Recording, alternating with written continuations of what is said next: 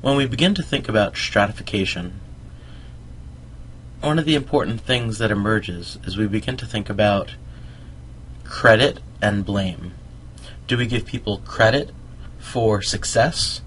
Do we blame people for failures? The way I like to teach this idea is by connecting it to something outside of sociology. It's called the great man debate in history. The word great is in quotes here because we're not talking about great individuals like they're wonderful.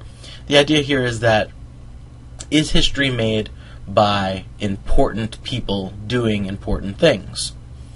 So there's one side of the debate that looks at free will, the ability to make decisions freely, agency, the ability to make a decision and take action. Looking at the micro level, what happens at the micro level matters in this debate.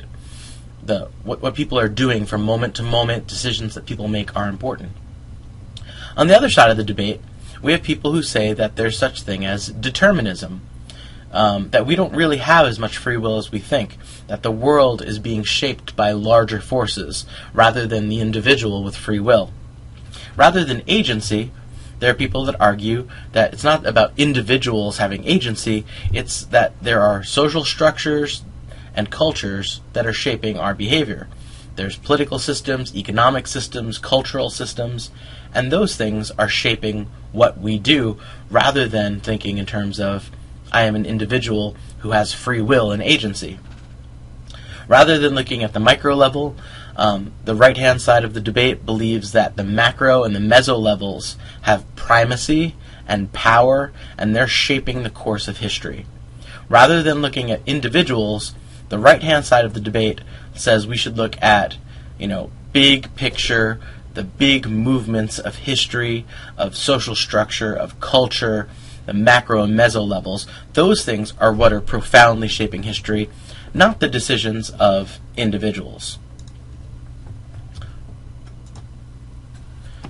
So, one way that people always talk about this debate is in terms of, history being the account of great men, people like Adolf Hitler and Franklin Delano Roosevelt.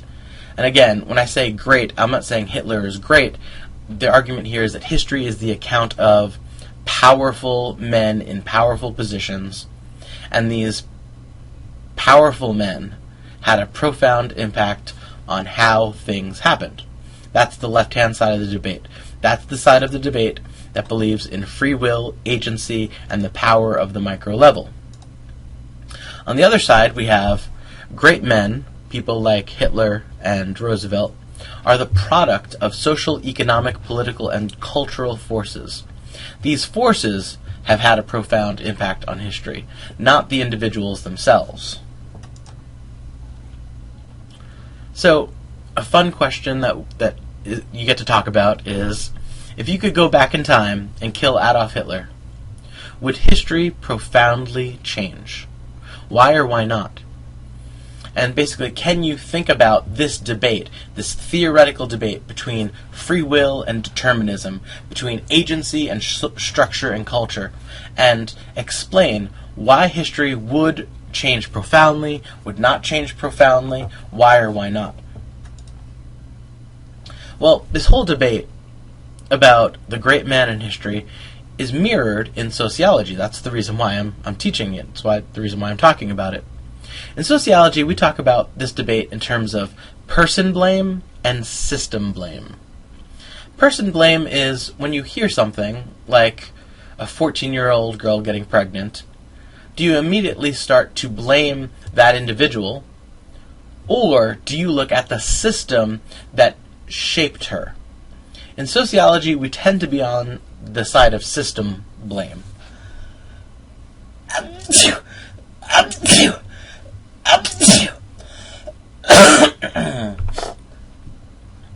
Often, our American society has trained us to focus on person blame, to think about, what did that person do and that person's responsibility for their actions.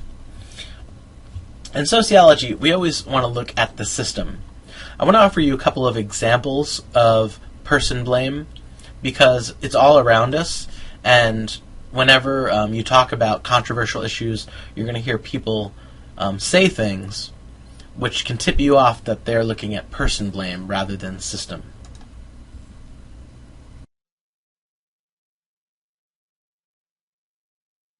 Do it to yourself, you do. And that's why rest. Do it to yourself, just you. You and no one else. You do it to yourself. Do it to yourself.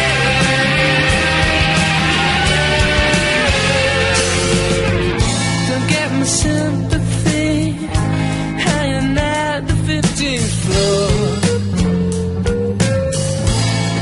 Like 3 times, I still come reeling through the door. One day I'll get to you and teach you how to get to pure rest. And you do it to yourself, you do. And that's why we had to. You do it to yourself, just you. You and no one else. You do it to yourself.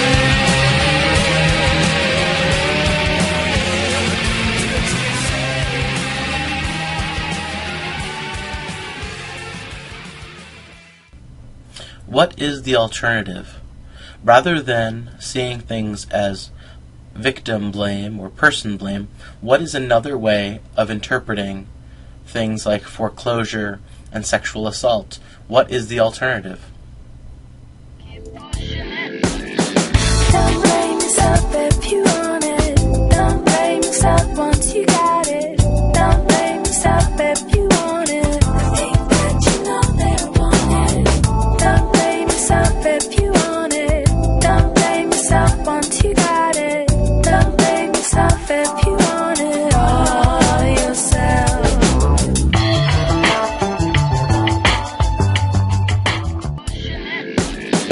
Don't blame yourself if you want it. Don't blame yourself once you got it. Don't blame yourself if you want it. The thing that you know they want it. Don't blame yourself if you want it. Don't blame yourself once you got it. Don't blame yourself if you want it all yourself.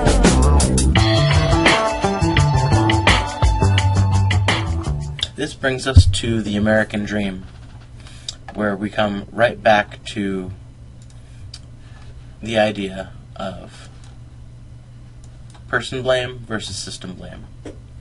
According to the conflict perspective, the dominant ideas of a society are created by the ruling class to sustain their power. One of the main questions the conflict perspective asks is, how do those people with power maintain their power?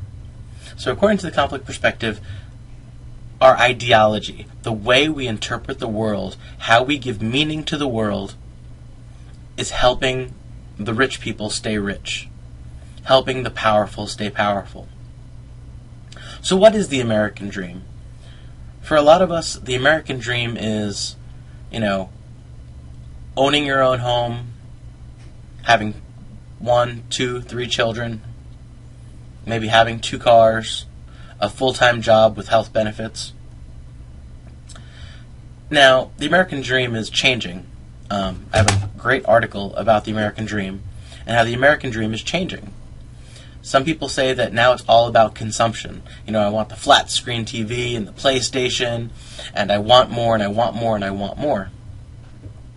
And however you slice it, according to the conflict perspective, this American dream is serving the interests of the people with power.